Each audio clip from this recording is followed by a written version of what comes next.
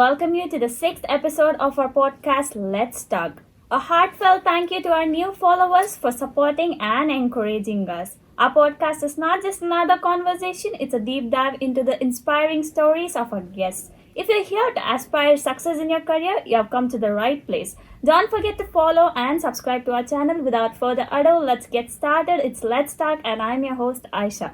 So, today we have the pleasure of sitting down with someone whose career has been a blend of expertise. So, welcome, Miss Swetha Hegade. Welcome and thank you for being here with us today. My pleasure, Aisha. Thank you so much. So, she is the Vice President at Morgan Stanley, specializing Operation Risk Management with 16 plus years of experience spanning some of the biggest names in the industry. But what's inspiring more about Swetha is not just her achievements on paper, but it's her personal journey, the challenges she's overcome, and the people she has empowered. Once again, I would like to welcome you all. So, to start off, Ms. Swetha, with such an extensive career as yours, from a sales girl in HDFC to as a vice president currently, I'm sure there were moments along the way that really shaped you.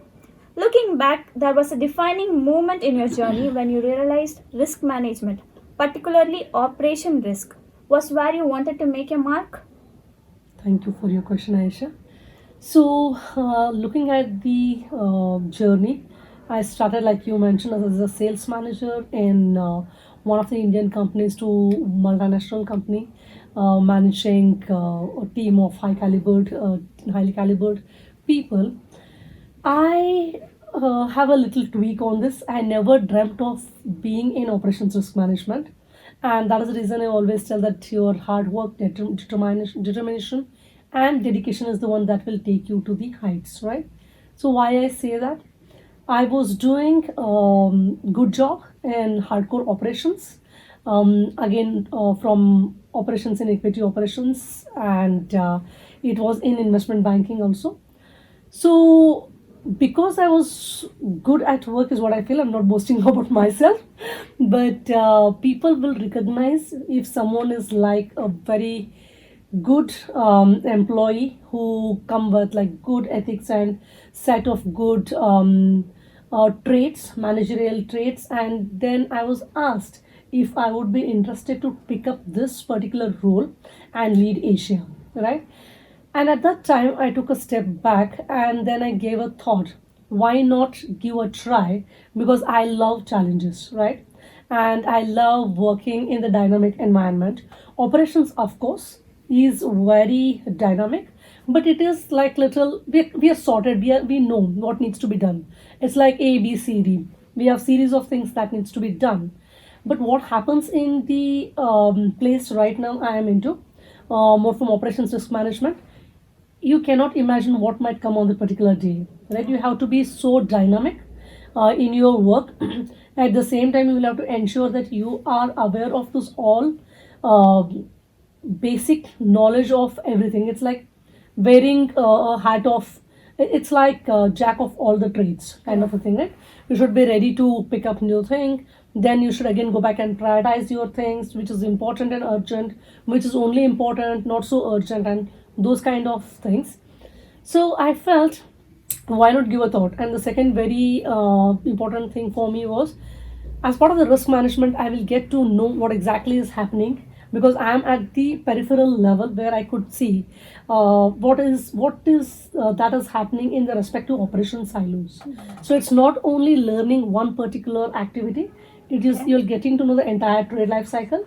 And so I felt it is the right place for me, and now I'm loving it. Okay, that's admiring. Thank you. As a leader, you have reached great heights. So, how have you managed to interact with your team facing tough challenges in the world of risk management? There will be many challenges, as I say.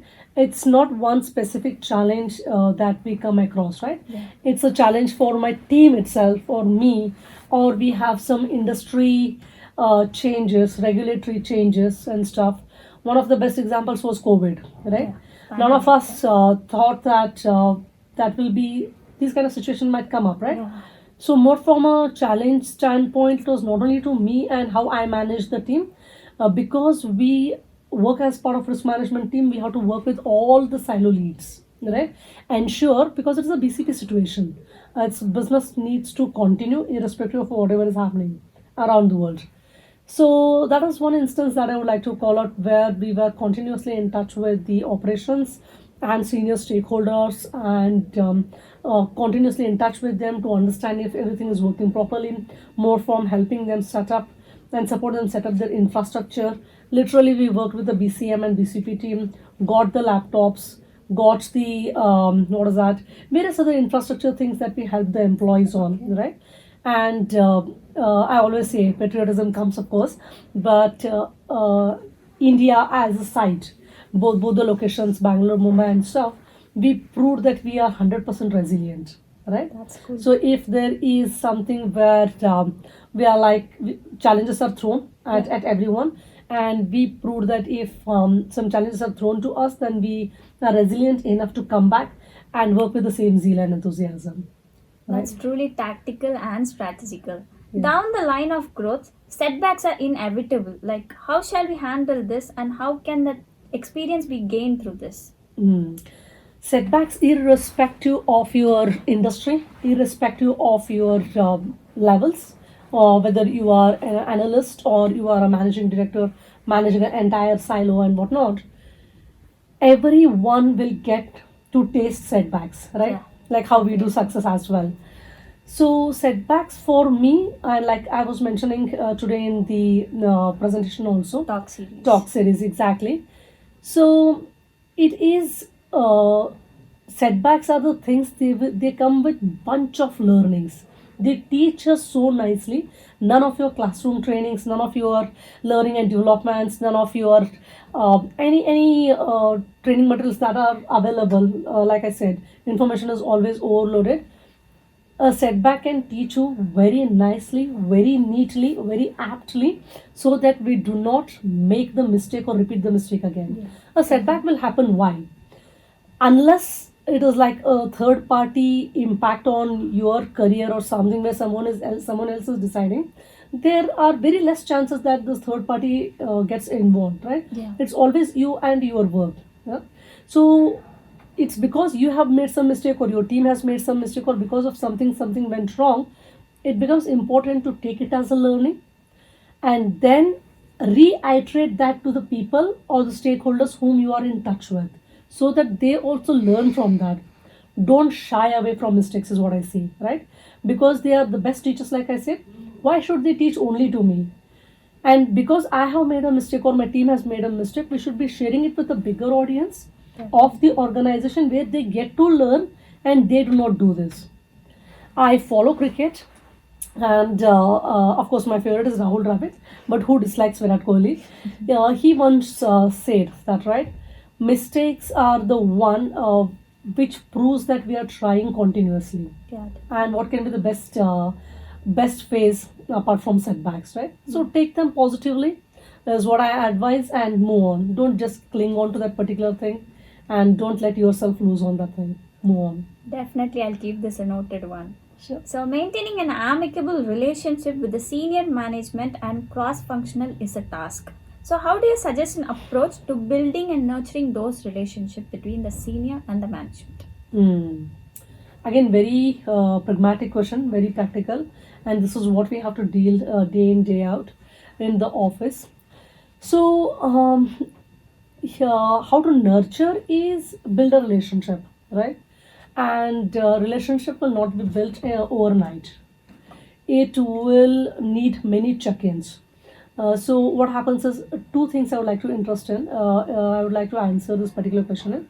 One, where you have a direct work connection with your senior management or the stakeholders, like you mentioned, then it's very easy for me. Okay, weekly catch-ups or weekly or monthly catch-ups, I'm blocking their calendars, going to them. We are going through the agenda points and say that, okay, this is the status of this project and whatnot, right?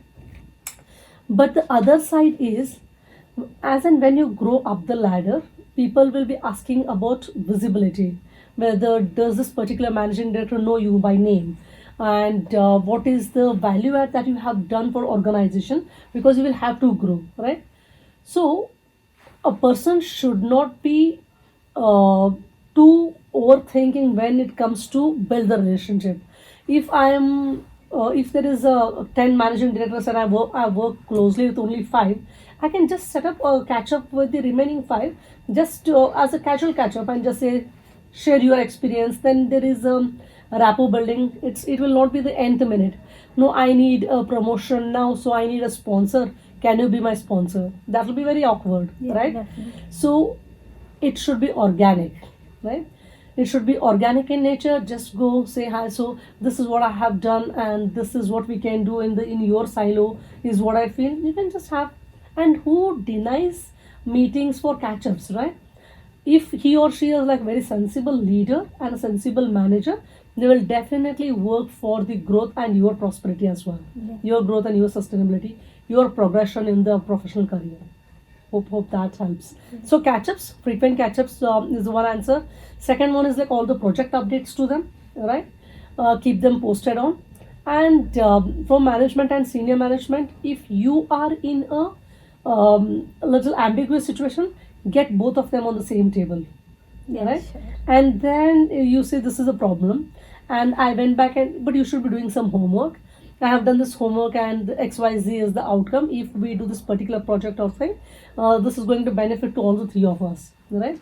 And then we should see, first do homework and get people, seniors and the management onto the table.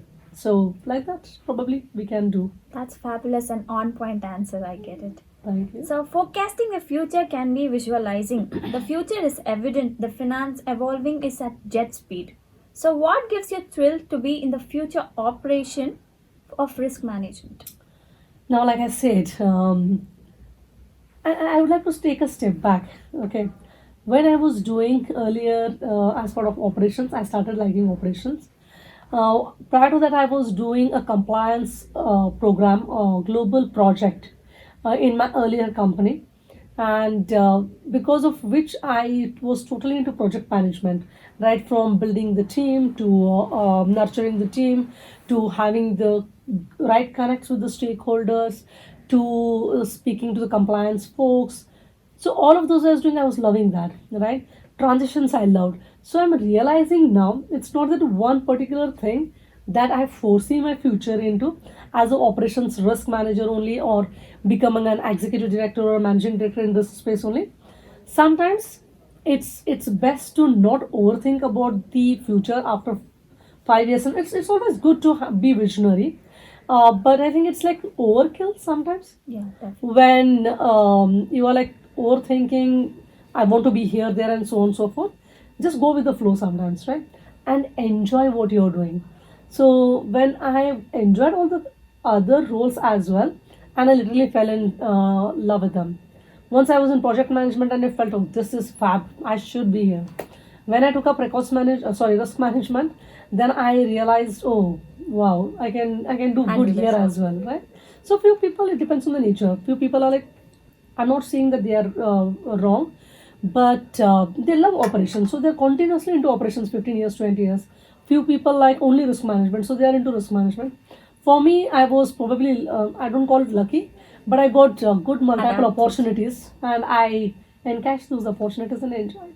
So, you have good adapting capability. Capabilities also, yeah, and thrive and dynamism. So you'll get to play with a lot of things, and you will be pro with this all. What is that? Domains is what I can say. Yeah, Yeah. that's nice.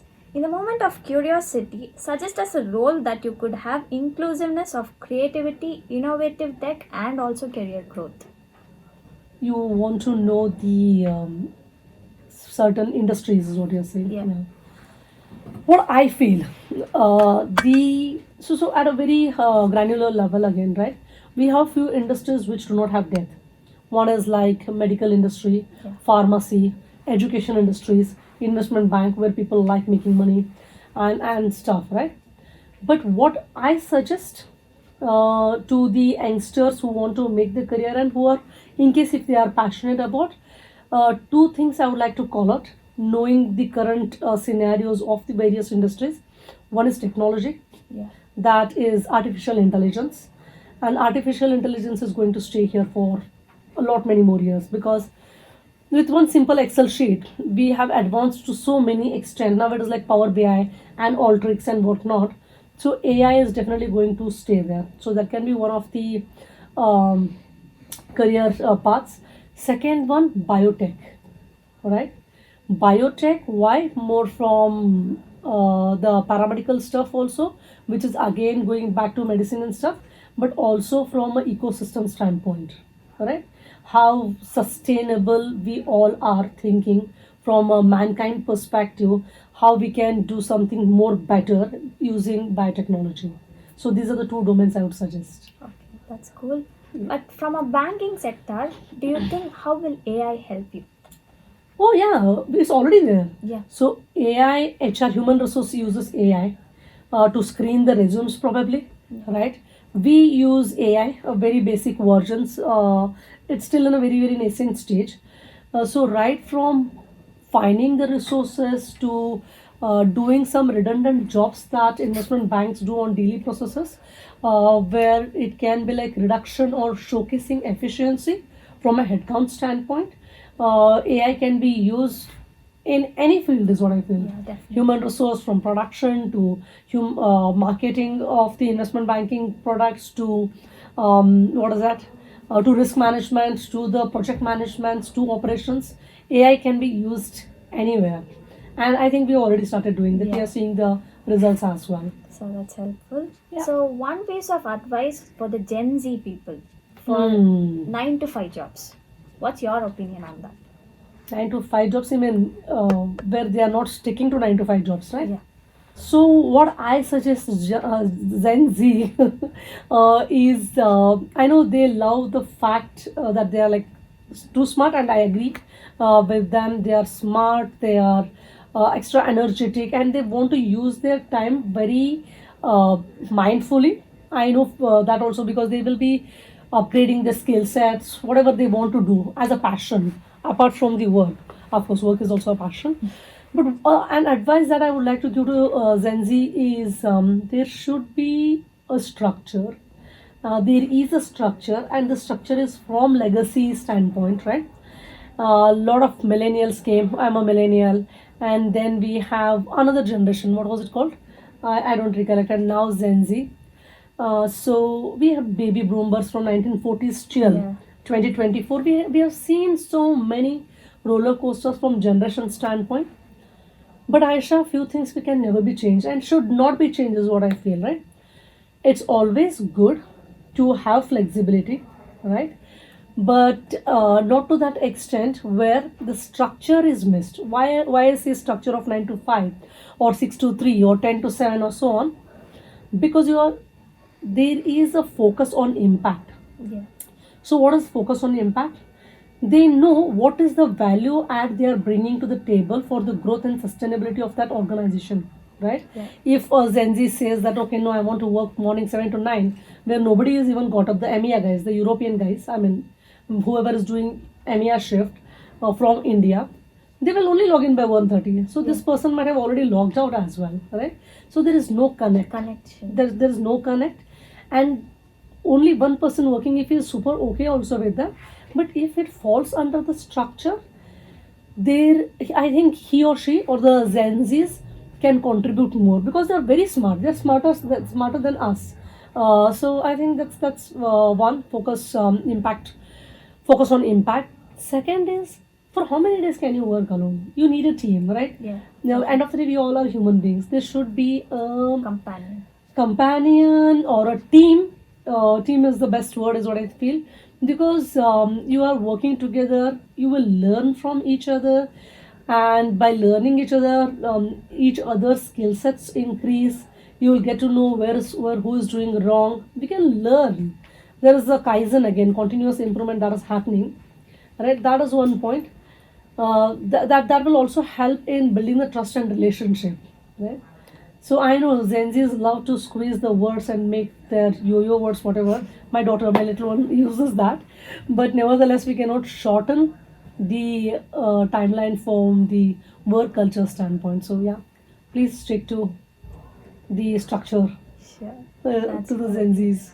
That's fabulous. Yeah. So finally, thank you so much for sharing your insights And can you give us a piece of advice for our viewers? Piece of advice to the viewers Like is we have a lot of college students as our viewers, so something for them. okay, definitely. So to the viewers who are like students, two things I would like to tell. One is please keep yourself up to date, right? I know you might be Gen Z, you might be a millennial, or some other generation you might be belonging to. Please keep yourself updated with and be clear on your passion. Don't do a thing because you're stressed, or you are getting this kind of advices from your friends, from your colleagues, acquaintances, and whatnot. Follow your passion. Second advice, what I would like to give is SNS is such a great institute. I got to know only today when I visited the campus. It has humongous and endless streams, which the management and the teams, or the people who are like educated from here and are now working for the same institute. I saw a very good quality product output from MBA colleges and technology and physiotherapy and whatnot. So, yeah, if you get a chance of joining SNS, so please do. I'm sure our users would have got a lot of valuable insights from you. Thank you so much for joining us. Don't forget to follow and subscribe our channel. Until next time, it's Let's Talk, and I'm your host Aisha. Thank you. Like and subscribe. Thank you.